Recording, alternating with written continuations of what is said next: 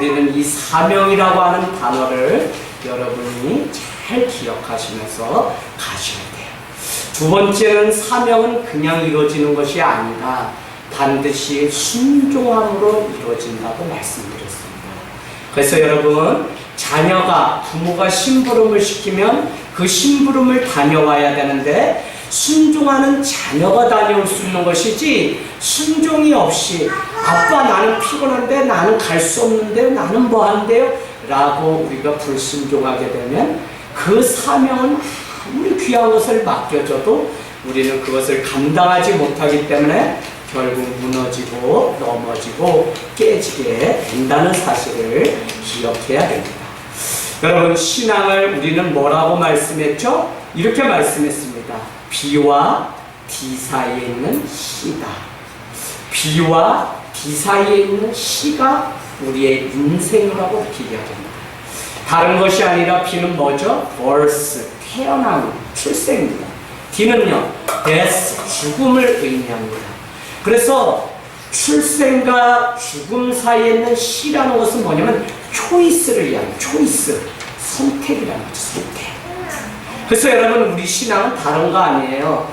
태어나서 죽기까지 어떤 사람이 어떤 것을 선택하면서 살아가느냐가 자기 인생이라는 것입니다. 많은 신이 있고 많은 종교가 있지만, 많은 사람이 있지만, 우리가 오늘 이 사람을 만나고 이 종교 하나님을 택한 것은 바로 우리의 인생이라는 것입니다. 그러나 저는 여러분이 선택도 중요하지만 더 중요한 것은 뭐가 빠졌어요? 뭐가 빠졌어요? A는 뭐냐면 attention이라고 하는, 집중이라고 하는 단어입니다. 여러분, 인생은 무엇이냐면 우리가 출생부터 죽음까지 어떤 것을 선택하는데, 선택으로 끝난 것이 아니라 그 일에 계속해서 얼마나 누군가가 집중하면서 그 인생을 살아가느냐가 중요하다. 그러면 우리 인생은 여러분, 많은 사람들이 자기 사명에 집중하는 사람도 있고 집중하지 못하는 사람도 있다는 사실을 우리가 아셔야 돼요. 그래서 여러분이 이 요나서를 통해서 하나같이 우리가 그냥 왔다가 하찮은 인생이 한 명도 없을진데, 그러면 주님이 나에게 주신 사명이 무엇이고 주님이 나에게 맡겨주셔서 오늘도 집중하게 하시는 일이 무엇인지를 우리가 빨리 깨달아야만 그 일을 통해서 우리의 인생이 다른 사람과 다른 인생을 살아가게 만든다. 그렇지 않으면 여러분, 똑같이 살다가 뭐라고 이야기하냐면 어차피 이 땅에 왔다가 에이 그냥 그렇게 살다가 다 죽는 거지 라고 세상 사람들처럼 그렇게 생각하면서 살아가는 거예요. 자, 그래서 집중하는 사람의 특징은 무엇이냐면 자기 걸음이라는 게 있습니다. 내가 사명을 오늘 깨닫고 내가 어떻게 살아가야 될지를 비로소 깨달은 사람은 바로 집중하게 되는데, 그 사람은 자기 걸음이 있어요. 여러분, 내게 주어진 그 사명이 분명하잖아요? 그러면 누가 뭐라고 하고 환경이 어떻든지 거기에 자기 인생을 휘둘리지 않습니다.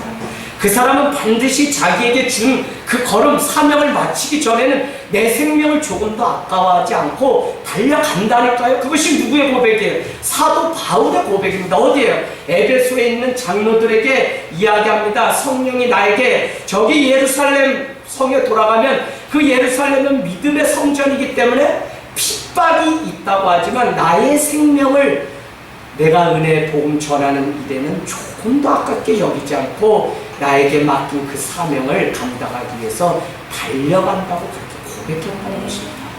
여러분, 정말 집중하는 사람은 자기 걸음이 있고요, 자기 균형과 자기 열매가 있습니다. 하지만 집중하지 못했던 오늘 요나와 같은 인생은 남과 비교하기 시작해요.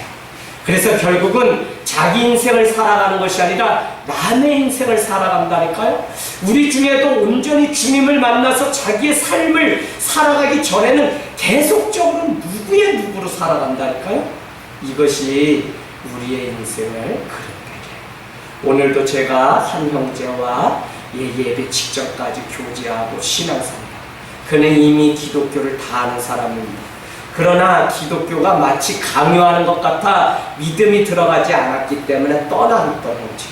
근데 그가 돌고 돌고 뺑뺑이를 통해서 무엇을 깨달았다고 오늘 저에게 이야기하냐면, 신앙은 누가 시켜서가 아니라 하나님이 내게 주신 그 걸음을 발견하고 드디어 내 걸음을 걷기 시작할 때 진지하게 신앙을 시작할 수 있다는 사실을 깨닫게 됐습니다. 저는 이제 목사님, 제 인생을 이제는 허비하지 않고 내가 어떻게 살아가야 되는지 내 인생을 내 걸음으로 살아가는 것이 신앙을 시작하는, 왜요? 내가 그래야만 내 걸음에 뒤를 돌아보며 나를 성찰하는 리플렉션이 가능하기 때문에 우리는 신앙을 가지고 하나님 믿고 예수 믿고 막 뭐 하는 거 중요합니다. 그러나 더 큰 신앙의 깊이는 무엇이냐면 자기 걸음을 드디어 찾고 내가 무엇에 집중해야 될지를 알게 되고 내가 어떻게 살아가야 될지를 아는 것이 바로 신앙의 또 큰 우리 인생의 의미입니다. 여러분 들으셨어요? 우리 교회요, 제가 이렇게 말씀 전하잖아요. 그러면 이렇게 전하는 사람 있잖아요. 아, 얘기했구나. 그러면 이걸 듣고 가가지고 또 요걸 가지고 장사를 잘하는 사람이 있어요. 누구요? 오성환 권창래. 네, 오성환 권창래 인생은 B와 D 사이에 있는 C. 그러나 더 중요한 건 A, attention, 집중력. 집중. 그래서 여러분, 남과 비교하지 말고 자기 걸음을 걸어가야 되는데 집중하지 못하는 사람은 자기를 결국 잃게 돼요. 그래서 열심히 있어도 열매가 그 삶에 없고 지혜가 없기 때문에 남의 말에 솔깃해서 늘 살아가는 삶을 산다. 오늘 요나의 인생을 여러분은 잘 보셔야 돼요. 그는 사명을 받았지만 사명에 집중하지 못했기 때문에 한 번도 이 요나서 4장이 끝날 때까지 자기의 인생의 걸음을 걸어가보지 못한 대표적인 사람입니다. 그래서 우리가 누가 시켜서 처음에는 시작하지만 결국은 여러분의 신앙이 더뎌도 자발적인 신앙과 공동체의 책임의식을 가지고 누가 뭐라고 해서가 아니라 내가 기쁘고 내가 하나님의 일이기 때문에 감당하는 신앙이 돼야지 누가 오라 그래서 오면 결국 어떻게 오라고 안 하면 안 오는 신앙입니다. 그래서 여러분, 이 신앙은 집중하지 못하게 됩니다. 오늘 요나는 사명을 주셨음에도 불구하고 그는 발견했지만 그러나 사명에 집중하지 못하게 됩니다. 인간은요, 가장 큰 죄는 다른 것이 아니라 교만이라는 것입니다. 늘 우리가 집중하지 못하는 이유는 거짓에 빠져서 헛된 것을 구하기 때문입니다. 우리가 성령을 경험했던 초대 교회는 왜 내 물건을 가난한 이웃에게 나누고 왜 내가 내 삶도 있는데 이제는 모든 것을 들고 내 삶의 자리에서 일어나서 하나님의 절에 날마다 나와서 떡을 떼며 사도의 가르침을 받으며 자기에게 있는 것을 더 나누지 못해서 안타까워하는 마음이 그 안에 생겼냐면, 이제는 우리 인생이 눈에 보이는 영원하지 않은 것에 우리가 속을 것이 아니라 하나님 앞에 영원한 나라가 있음을 발견했기 때문에 그들은 영원을 향해서 쫓아갔다.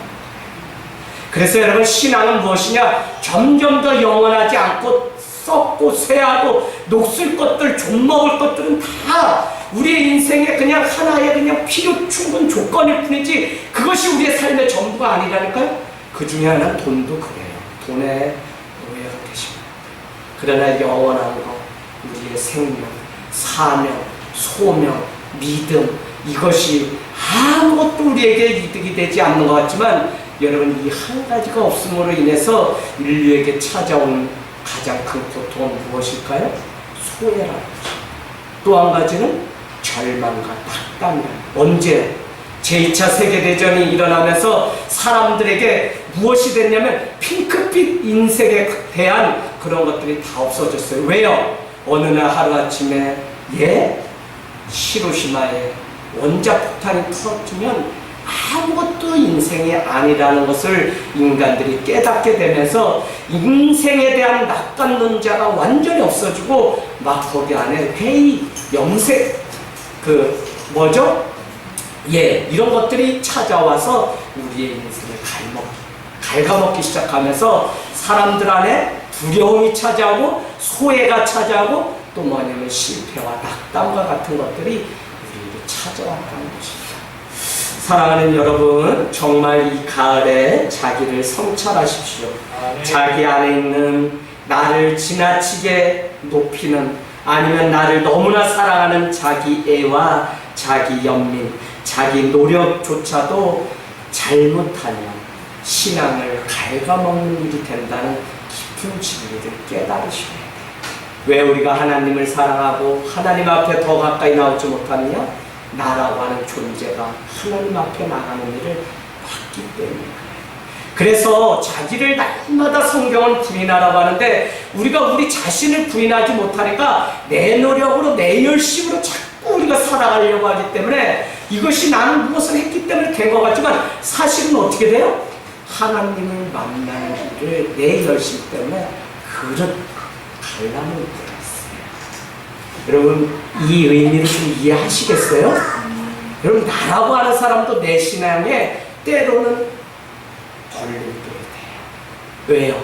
나의 성격이, 나의 소극적인 마음이, 나의 상처가 나를 지극히 보호하려고 하는 자기 조심, 방어, 이런 것들이 하나님께 더 가까이 나가야 되는데 방어한다니까요. 그래서 결국은 내가 죽고 예수 그리스도로 다시 거듭남을 체험하지 않으면 우리는 하나님의 나라에 갈 수가 없는 겁니다. 이 원리를 모르게 되면 우리는 내게 주신 사명에 집중하는 인생이 아니라 계속적으로 남의 인생을 살면서 내 인생을 갉아먹고 빼앗아요. 어떤 사람은 시간을, 세월을 사서 내 걸로 만드는 삶을 살아가는가 하면, 어떤 사람 뭐라고 이야기하냐면, 시간이 왜 이렇게 빠르지? 내 나이 30대, 벌써 40대, 50대 이러면서 가는 시간을 탓하면서 살아가는 인생이 있습니다. 그러나 여러분, 오해하지 마십시오. 가는 세월을 붙들어서 오늘 하나님과 나의 시간으로 만든 사람이 분명히 있다는 것입니다.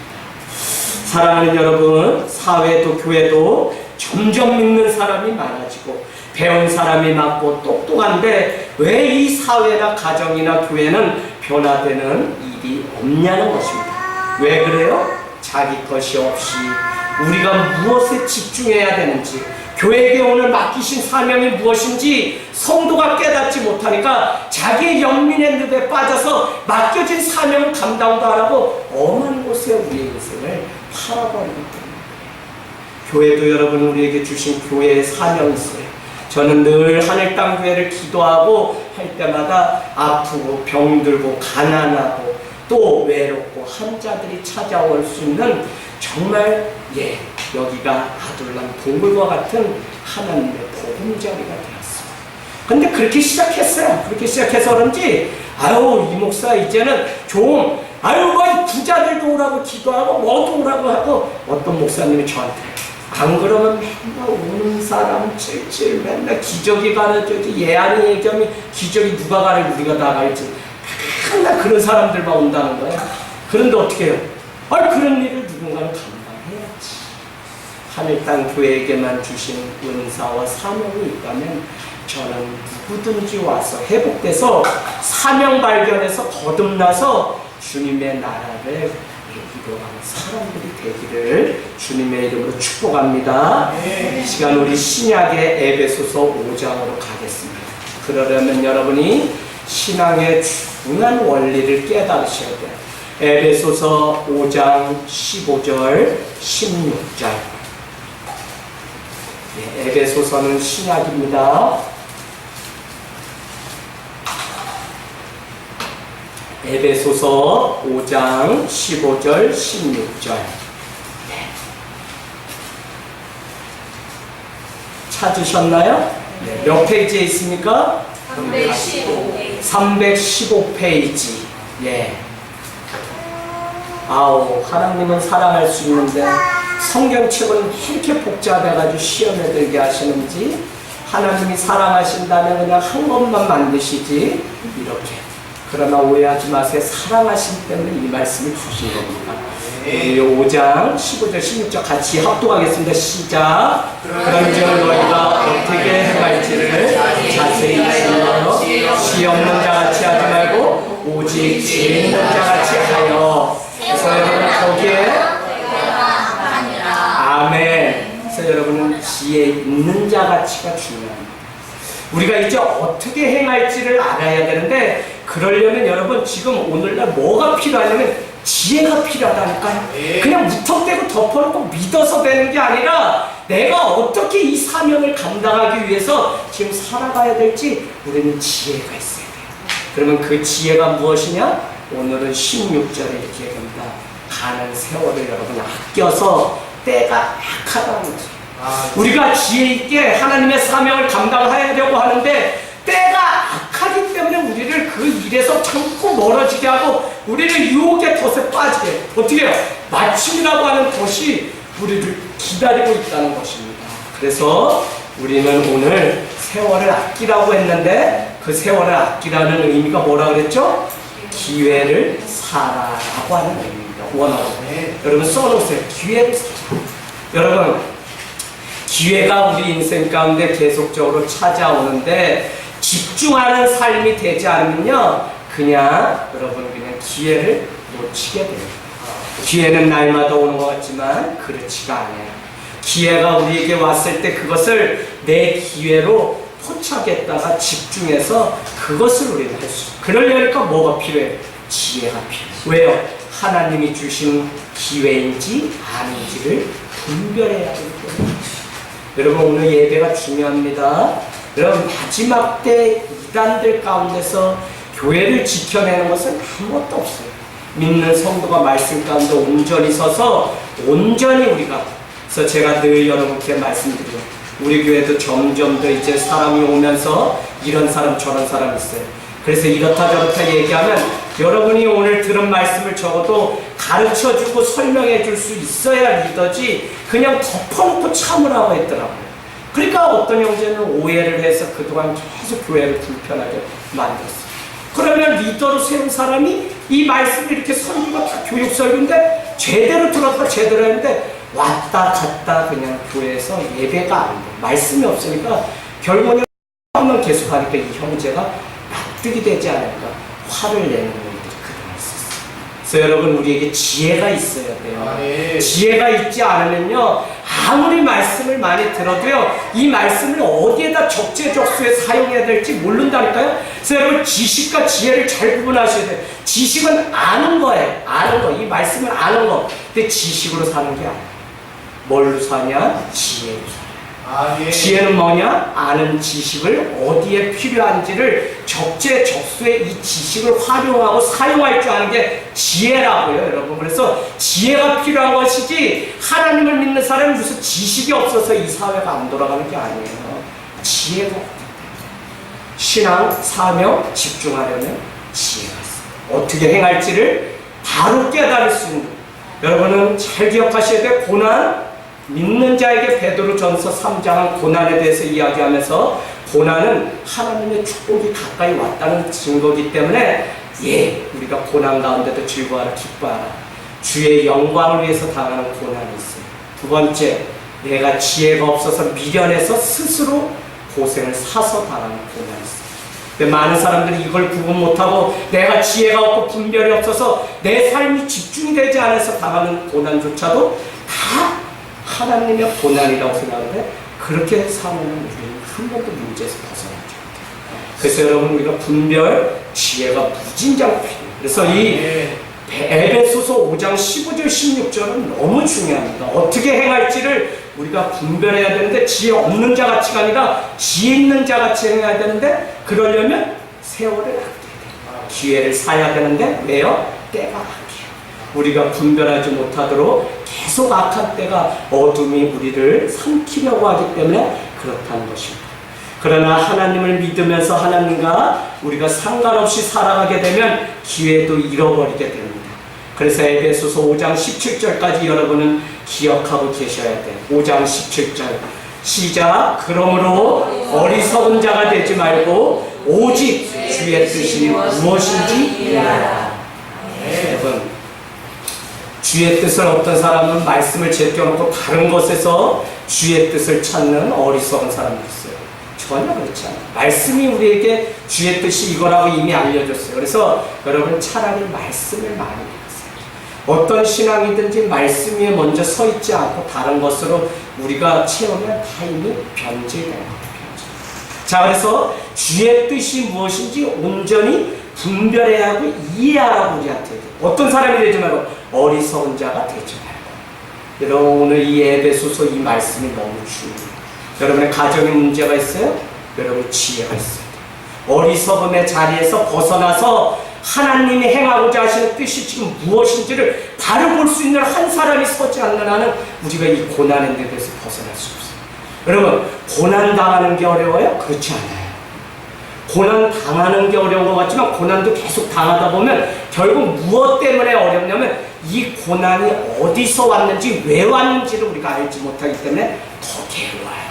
이게 내 잘못 때문에 그런 건가? 아니, 어디서 잘못된 거지? 라고 우리는 묻는데 답을 못 찾으면 거기에서 그러나 하나님의 선한 뜻과 하나님의 계획이 있고 우리 권찰님이 고백했던 것처럼 돌고 돌아서 이렇게 해서 하나님 앞으로 부르시려고 하는 주님의 뜻을 뒤늦게라도 깨닫게 되면 어떻게 돼요? 이건 상처로 남아있죠. 영광이요, 자랑이요, 간증이요, 다른 영혼을 살리는 도구가 됩니다. 할렐루야. 그래서 여러분, 우리가 지혜가 있고 분별이 있어야 됩니다. 나는 어리석은 자가 아닌지 우리가 생각해 봐야 돼요. 오늘 나무는 그 열매를 보아서 안다고 했는데 어떻게 열매를 맺어야 될까요? 여러분, 우리는 빛의 자녀가 돼야 된다고 말씀합니다. 그래서 빛의 자녀는 열매를 맺어야 되는데 에베소서 5장 7절에서 11절로 한번 가보겠습니다. 에베소서 5장 7절에서 11절. 에베소서 맞나요? 에베소서 5장 7절에서 11절. 그들과 함께하는 자가 되지 말라, 그렇게 시작하고 있습니까? 네. 그들을 여러분은 앞에 무엇을 그들이라고 하는 거냐면 앞에 있는 사람인데 우상을 숭배하는 자, 즉 지혜가 없고 분별이 없는 사람을 그들과 함께 하지 말라고. 영어로 보면 not be partner라고 했어요. 동역자, 파트너, 같이 걸어가는 동무가 되지 말라고 해요. 그러면서 여러분 거기 잘 보시면 8절에 뭐라 그래요? 너희가 전에는 어둠이더니 이제는 주 안에서 빛이라, 빛의 자녀들처럼 행하라는 것입니다. 여러분, 이제는 어떤 사람과 같이 동행하지 말고 어떤 사람과 우상을 숭배하는 자와 같이 섬기죠. 그 앞에 쭉 읽어보면 그런 내용이에요. 자, 그 다음에 9절 동그라미 쳤어요. 우리가 요한 1서 말씀하고도 다 연결됩니다. 주일에 하나님은 빛이시라는데 빛의 열매, 내가 빛 가운데 하나님과 함께 동행하는 증거가 뭐냐? 9절 같이 읽습니다. 시작. 빛의 열매는 모든 착함과 의로움과 진실함이. 아멘. 여러분, 그래서 중요한 것이 무엇이냐면 빛 가운데 내가 산다면 빛의 열매를, 포도나무에 포도가 열리는 것이 포도나무에 무슨 자두가 열리는 게 아니잖아요. 그래서 마태복음이고 산상수에는 그 나무의 열매를 보고 안다고 그러지만 우리 신앙도 뭐냐? 우리가 예수 그리스도를 닮아가는 거예요. 그러면 우리가 얼마나 닮았는지, 우리가 어떤 삶을 살아가는지는 우리 삶에 있는 열매를 보고 알 수 있어요. 그러면 그 열매는 무엇이라고 오늘 말씀하는 거냐면 어둠이 아니라 빛의 자녀들처럼 행할 때 나오는 빛의 열매인데, 첫 번째, 모든 착함이 그 안에 있다. 영어 성경은 all goodness라고 했어요. 선함이라는 단어입니다. 착함, 선함이 있어요. 그 안에 빛 가운데 살아가는. 두 번째, 의로움이 있습니다. 의로움, righteousness라고 되어 있어요. righteousness는 이렇게 세상 살아가면서 저 사람 죄가 없습니다, 우리 이명숙 성도님이 죄가 없어요 하고 재판장이 뚝뚝뚝뚝 하면서 죄 없다고 하는, 이제는 의롭습니다는 justification이 아니라 그거는 죄가 없다고 말하는 세상에. righteousness는 뭐냐면 죄인임에도 불구하고 예수 그리스도께서 우리를 위해서 죄값을 치러주심으로 의롭다는 의라고요. 그걸 righteousness. 여러분, 자꾸 세상적으로 내가 선하게 살았고 나는 법을 잘 지키고 이렇게 살면 죄가 없다고 믿고 살아가는 사람들이 있어요. 성경은 그게 죄가 없다고 말하지 않고 누구든지 죄인인데 예수 그리스도의 보혈을 통과해야만 의롭다고 이야기하는 거예요. 그러려면 어떻게 돼요? 그 의를 통과한 사람은 결론적으로는 겸손함이 그 앞에 있어요. 순종함이 그 앞에 있어요. 그래서 여러분, 이 의로움에 겸손과 순종을 적어놓으시면 됩니다. 그 다음에 뭐가 있대요? 진실함이 있다는 거예요. 진실. true라고 하는 진실함이 우리 안에 있어요. 그래서 여러분 10절 말씀 우리 보면 이렇게 되어 있죠. 주를 기쁘시게 할 것이 무엇인지 여러분 하나님을 한번 시험해 보십시오 라고 했는데, 무슨 뭐 하나님이 뭐 기쁘시나 하나님을 시험해보라 이게 아니라 우리가 정말 믿음을 들여서 주님을 기쁘시게 하는 삶의 그 열매가 무엇인지를 우리가 경험해보라는 것이지, 우리가 어떻게 하나님을 시험해볼 수 있어요? 자, 11절 같이 읽습니다. 시작. 너희는 열매 없는 어둠의 일에 참여하지 말고 도리어 충만하라. 집중함이 없게 되고 사명을 잃어버리면 우리는 어둠을 향해서 날마다 살아요. 그래서 여러분께 늘 말씀드려요. 여러분 한 사람이 온전히 빛의 열매를 맺게 되면 가정이나 모든 삶은 평평하게 다 되었어요. 시간이 걸릴 뿐이지 그렇게 됐어요. 근데 내가 빛 가운데 살지 않으면 나의 요란한 삶 때문에 문제가 불거지고 더 커지는 거죠. 그래서 여러분 우리는 이 요나서가 왜 배가 깨지고 큰 강풍이 와서 내가 순종하지 않으므로 믿지 않는 이방인들까지 재앙의 도구가 내가 되었는지를 우리는 잘 생각해보면 요나는 빛의 열매가 아니라 어둠의 열매를 맺고 살아요. 그래서 여러분 다른 사람에게 오히려 재앙의 도구가 됐던 것을 우리는 오늘 12절 우리 같이 읽겠습니다. 12절 시작. 그들의 연민이 행하는 것을 말하기도 부끄러운 것들이라. 예, 12절은 제가 한글 번역으로 이렇게 돼 있더라고요. 불순종하는 사람들이 몰래 하는 짓들을 말하기도 부끄러운 일입니다 라고요. 정직함으로 살아가지 않고 정말 거짓된 믿음을 가지고 살아가는 것에 대해서는 내가 그 부끄러운 짓에 대해서는 내가 말하는 것조차도 합당치 않다. 그럼 결국 빛의 열매는 그 열매를 보고 우리 착한가, 의로운가, 오늘 선함가, 또 진실함으로 아는데 오늘 12절은 뭐냐면 그 사람들이 그럴싸하게 믿는 척하는 이 거짓됨에 대해서는 내가 말하기도 부끄럽다. 그렇게 말합니다. 그래서 우리가 얼마나 오늘 찬양 가사와 같이 정직한 영을 우리에게 달라고, 또 우리에게 뭐라고요? 정결한 영을 달라고 해야 되죠. 여러분이 참된 예배를 드린다면 거룩하신 주님을 말씀을 통해 오늘 우리가 만나도 우리 자신을 세우는 거예요. 그래서 중요한 것은 무엇이냐면 거룩함 앞에 내 자신이 선다면 우리 안에 있는 거짓은 다 주님 앞에 회개하고 없어요. 우리가 그냥 적당히 숨기고 적당히 살아가서는 아무것도 안 돼요.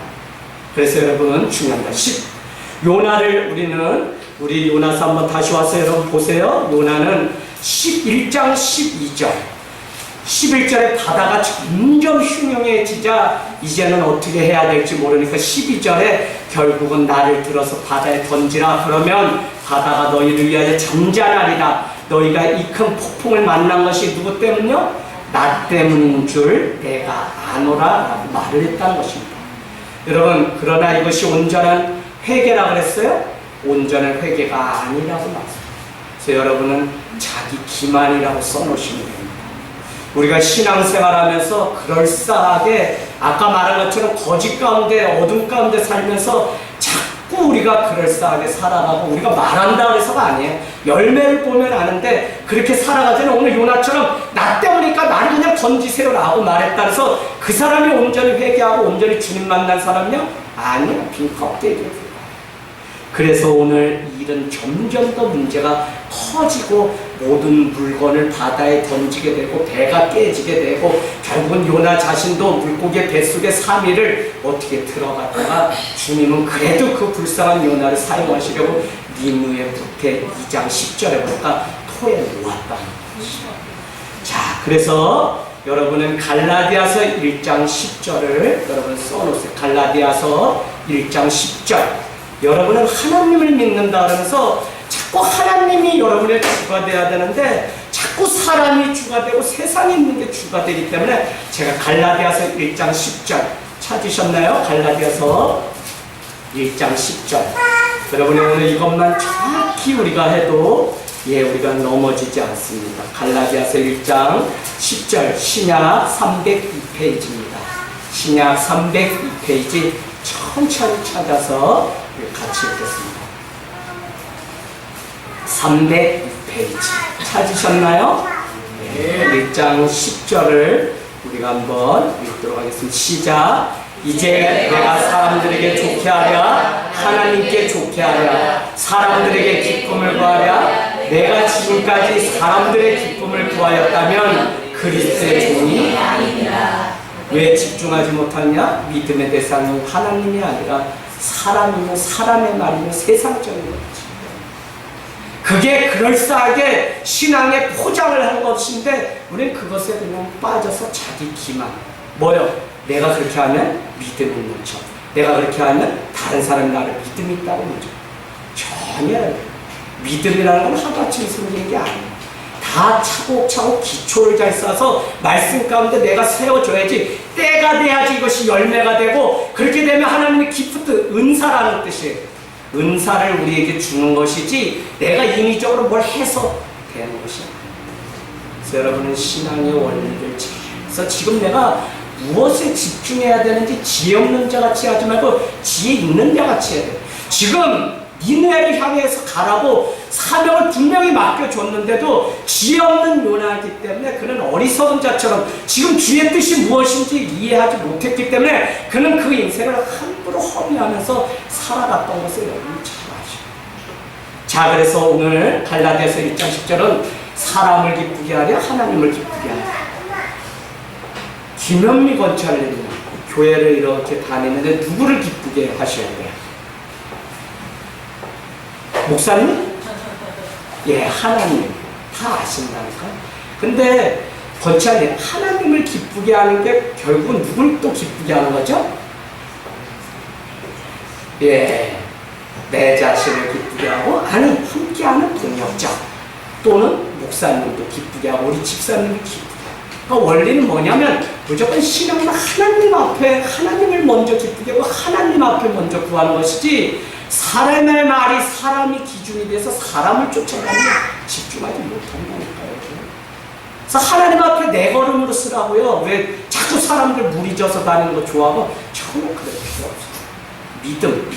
자, 그래서 베드로전서 4장 베드로도요 사도행전 4장 19절 20절에 보면 무슨 말씀이냐. 그가 솔로몬의 행각에 부끌려서 가게 되죠. 누구요? 안진뱅이를 구걸하는 자를 나사렛 예수 그리스도의 이름으로 이렇게 세웠다는 것 때문에 유대인들이 그를 갖다 가둬요. 그러면서 뭐라고 이야기하냐. 제발 부탁할 테니까 내가 오늘이라도 베드로야, 예수의 제자 이 베드로야, 내가 너를 놓아줄 테니 지금이라도 예수의 이름으로 했다는 말만 너가 빨면 안 될까? 왜요? 유대인들은, 구약을 믿던 유대인들은 예수가 메시아 구원자로 오신다는 걸 부인하던 자들입니다. 근데 그 이름으로 이 40년째 안진뱅자가 일어났다고 하고 사람들이 그 소문을 듣고 모이기 시작하니까 갔다 오게 가뒀는데 사정을 해요. 그 얘기만 빼면 오늘 밤에라도 널 놓아줄 테니. 그랬더니 오늘 사도행전 19절, 4장 19절 20절은 내가 너의 말을 듣는 게 좋으랴 아니면 하나님의 말씀을 듣는 게 좋으랴. 내가 보고 들은 바를 난 전하지 않을 수 없다. 그럼 뭐예요? 나사렛 예수 그리스도의 이름으로 이 능력이 나타났는데 내가 왜 너희의 말을 듣고 이 옥중에서 순교하면 순교했지 내가 너희를 기쁘게 하려고 여기서 거짓을 헤매서 나간다고 안 나가. 그랬더니 결국 어떻게 돼요? 분명한 신앙이기 때문에 이들도 어떻게 할 수 없어서 밤에 몰래 놓아주는 일이 됐습니다.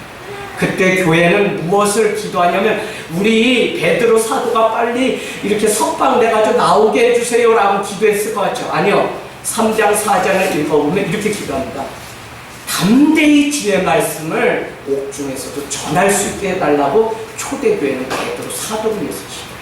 여러분, 제가 복음 전하다가 가거나 2단 3단 얘기만 해서 여러분들 이렇게 기도해 주세요. 가서 정말 이재학 목사님이 순교자가 없는 시대에 이렇게 복음 전하다 누군가는 죽어서 하나를 밀어야 되는데 오성할 권처럼 그렇게 기도해 주실 수 있으시겠어요?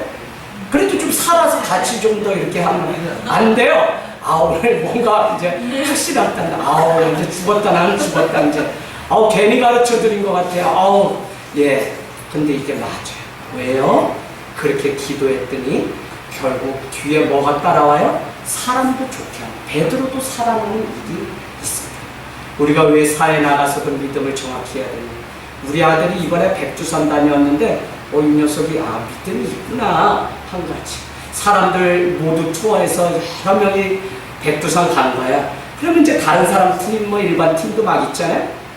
모이니까 이제는 뭐 산 정상에 올라가니까 아우 더운데 이거 맥주 한 잔, 쇠주 한 잔 받으시오 이랬는데 뭐 어떤 사람들 막 또 뭐 고무랑도 아유 뭐 저희는 뭐 이제는 안 먹고요 막 이러니까 우리 아들이 화가 났어요. 고무에 대해서도. 왜? 아니 예수 믿으면 예수 믿어서 나는 안 먹습니다 하고 정확히 얘기하면 되지. 왜 말을 핑핑 돌리면서 아유 뭐 먹다가 끊었고요 말. 그래서 얘가 뭐라 그랬냐면요.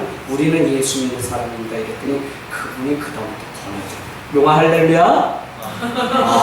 나는 그래서 이놈이 곧 아버지 뒤를 이어서 순교할 놈이 또 하나 있다. 그래도 집안은 어떻게 지켜야 되는데 제가 왜 남의 딸 저기 북한에 저기 중국에 가서까지 저렇게 믿음을 그거 좀 안 해도 되잖아. 용화야 뭘 그걸 그렇게까지 막 죽으라고 하니. 근데 네 마음에 하나님이 그건 아니라고 하는 거지. 이상한 아들이에요. 저 아들 여러분 기도해 주세요. 본대로 한다고 순교하겠지요. 순교하겠지. 용화야 근데 그렇게 하면 야 직장도 못 가고 취직도 안 되고 너 뭐 하려고 그래. 농사 줘야 돼 너. 아이고 정말. 자 그래서 우리가 사람을 기쁘게 하는 일이 먼저가 아니라 신앙은 하나님의 기준이에요. 하나님을 기쁘게 하면 하나님이 그 다음에 반드시 사람도 기쁘게 하는 거예요.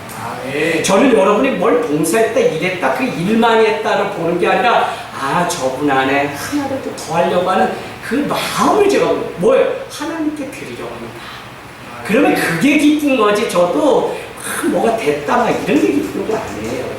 오해하시지 마세요. 그러면 여러분을 향해서 저의 기쁨 뭐냐? 말씀대로 여러분이 살아가고 우리 성도님 고난이 찾아왔는데도 믿음으로 이제 이겨내서 어축축축 일어나는 그게 저의 열매고 기쁨이지 그냥 대충 해가지고 헌금을 수백만 원을 갖다 낸다 그래서 아니요. 어떤 분은 저한테 그렇게 얘기해. 목사님 이거요 한 번만 조금 감으면요 입에 이번에 한 돈천 들어오면 목사님 제가 100만 원 푹 뺄게요. 그런 분이 떼요? 개불 내가 얼마나 많이 쓰고 갈까? 안 돼요. 하나님 앞에도 정직하지 않으면 다 그때 임기응변으로 하는 사람의 지혜지 믿음으로 하는 게 아니에요. 여러분 무슨 있으면 있는 거 그냥 그대로 드리는 게 이렇게 믿음이지. 그래서 이렇게 요나는 하나님께 사명에 집중하지 못했기 때문에 말씀이 두 번째 임하기까지 그는 큰 광풍, 큰 바람이 1장 5절 말씀과 같이 임하고 배가 다 깨지고 나서 물건을 다 바다에 던지고 나서 그제서야 그는 깨닫게 되는 것 같은데 오늘 2장을 보니까 결국은 2장 8절 9절에 보니까 하나님 제가 다 감사의 고난으로 말미암아 하나님께 알게 되었사오니 내가 주의 성전에 내 기도가 미쳤나이다 하면서 막 엄청나게 아름다운 기도해서 드디어 회개했구나 했더니 회개가 아니라 2장 8절에 가면 뭐라 그러면 저 니네 저놈들은 아무리 은혜를 줘도 뭘 알아야지. 그래서 제가 안 간다니까 요런 풍의 말씀이 나와요. 2장 8절에 가면 결국은 자기가 잘못했으면 온전히 잘못했다고 해야 되는데 요나는 안 그랬다니까요. 그러니까 이게 문제가 돼요. 어디까지? 4장 1절에 봐요. 3장에 드디어 니느웨를 회개하니까 하나님이 구원해 주게 되자 4장 1절에 요나가 엄청 싫어했다고 표현. 4장 2절에 이제는 승질내고 성냈다고 해요. 그러니까 4장 끝날 때는 성질은 얼마나 성질을 내는지 그러나 우리는 이것을 통해 하나님 앞에 설지 못하면 여러분 결국 요나서를 오늘 통해서 우리가 깨달아야 됩니다. 사명 가운데 온전히 집중하는 인생을 살지 못하면 오늘 요나처럼 뒷걸음질 치며 믿음 가지고 하나님 앞에 정면 승부하는 신앙이 아니라 고난이 왔습니다. 내가 뭐가 없습니다. 내가 어려움 당했습니다. 뭐합니다 하고 계속적으로 뒤로 도망갈 부분이만 한다니까요. 그래서 오늘 말씀 가지고 정면 승부해야 되는데 이것이 되지 않을까 우리가 자꾸 다른 집중을 못하면서 살아가는 거예요.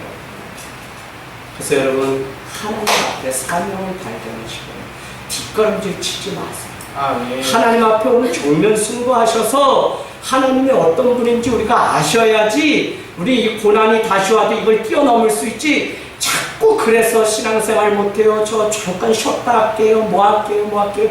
아무리 얘기해도요, 여러분, 그분이 다음에 잘한다고 못해요. 그래서 주일신앙이 중요해요. 매일 예배 드리는 거 중요하죠? 평상시에 중요해요? 그러나 하나님이 왜 시간을 정해서 거룩히 주일을 지키라고 했냐면 그것이 되지 않으면은 사실은 계속 핑계대는 신앙으로 살아가요. 아니, 토요일도 예배하고 술도 예배하고 할 수 있는데 왜 거룩히 이 주일을 지켜야 되냐? 하나님과 약속. 왜 내 교회에서 예배를 지켜야 되냐? 하나님이 그 장소에 예배하라고 우리한테 주신 시간이 공동체를 약속하시죠. 근데 이것이 내가 코에 걸면 코걸이, 귀에 걸면 귀걸이가 되면 그 신앙은 아무리 은혜를 쫓아서 찾아왔다고 해도 절대 없어요. 근데도 우리가 그 사실을 모르면 우리도 그렇게 어리석은 자의 자리에 나입니다. 여러분, 올 한해 여러분이 정말 주의 말씀 가운데 지혜 있는 자같이 살아보세요. 아멘. 가정요, 제가 괜히 얘기 드리는 거 아니에요. 제가 지혜가 있었으면 벌써 전에 부모님을 가정했어요.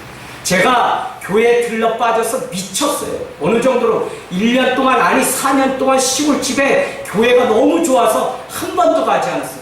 그게 세상 사람들이 볼 때는 아름다운 신앙이 아니에요. 믿지 않는 사람이 볼 때는 균형이 없는 거예요. 한쪽에 경도된 신앙.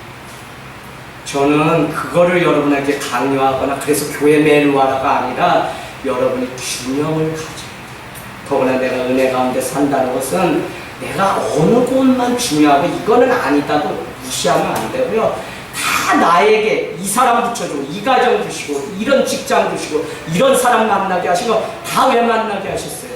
그 가운데서도 하나님 우리를 훈련시키시고 하나님 앞에 온전히 예배하는 자를 이렇게 세우시고 이 과정을 우리가 잘 넘어서면 여러분 다 돌아오게 됐어요. 백희숙 집사님 할렐루야. 집사님은 아세요? 아멘. 집사님의 눈물 가운데 우리 신강태 번차이 나고 변함없이 눈이 오나 비가 오나 이 자리에 섰기 때문에 사촌에 이르기까지 사촌 눈 안 돼 뭘 하겠어요. 한두 번 와주고 말지. 그러나 정면 승부하고 뒷걸음질 치지 않고 내가 여기서 죽으면 죽어도 나는 뼈가 진액이 나와도 나는 교회 가서 내가 하나님 말씀 한번 더 듣겠다고 하는 그 간절한 소원이 있었기 때문에 아멘. 그럼 이 마음이 우리 안에도 있기를 원합니다. 우리 같이 이 시간 기도하겠습니다.